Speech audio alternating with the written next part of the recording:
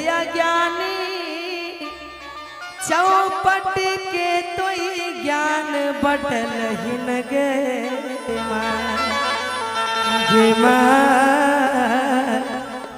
हमारा बेरिया आखी की मुनल ही न गे। और बहुत सारे म्यूजिशियन और उसके बाद हमारे बहुत सारे कैमरामैन भैया आए हुए हैं जिनके माध्यम से आप लोग देखते होंगे। इनको भी बहुत बहुत धन्यवाद। आप सभी को तो भूल ही जाते हैं लेकिन पहले याद करना चाहिए आप सबको ना। अरे ये कहेंगे कते मूर्ख या ज्ञानी चौपट के तो ज्ञान बदल न गए।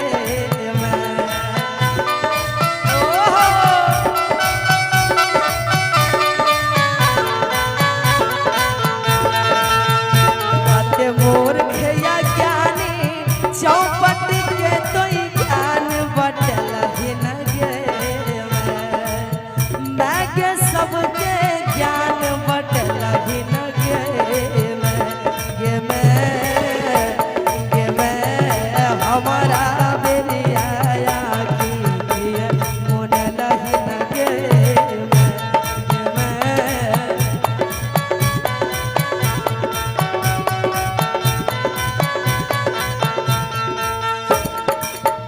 कते मूर्ख या ज्ञानी चौपट के तो ज्ञान बदल ही न गए।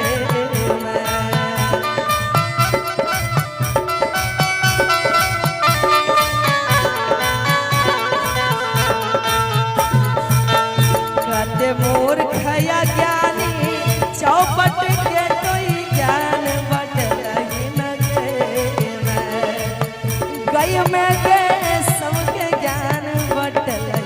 गए। मैं गए हमारा बेरिया आखी मुनल ही न गए। मैं हमारा बेरिया आखी किया मुनल ही न गए।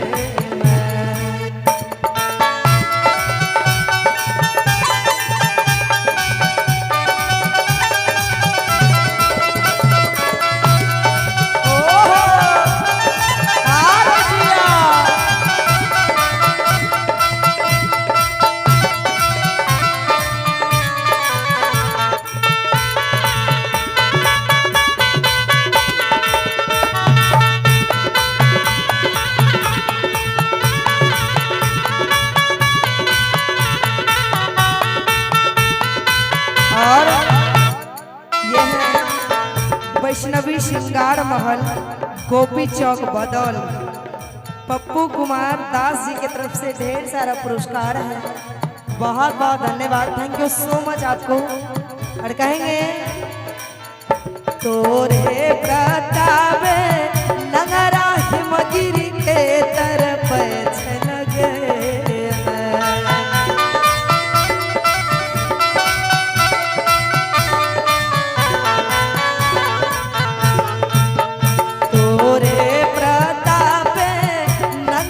हिमगिरी के तरफ छन गए। मैं के हिमगिरी के तरफ छन गए।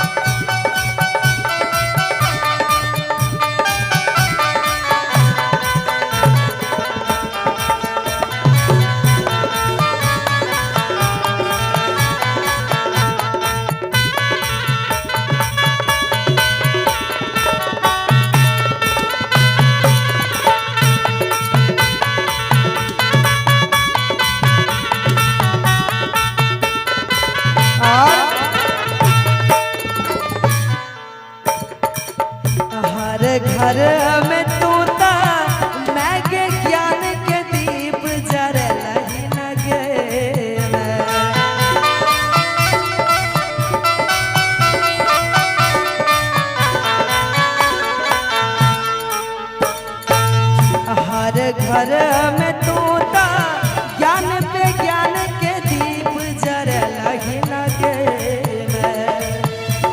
मैं गे ज्ञान के दीप जरे लगी लगे मैं तोरा रही दे हमरो जिंदगी अनहरिया मैं तोरा रही दे हमरो जिंदगी अनहरिया मैं तोरा रही दे हमरो जिंदगी अनहरिया मैं तोरा रही दे हमरो जिंदगी अनहरिया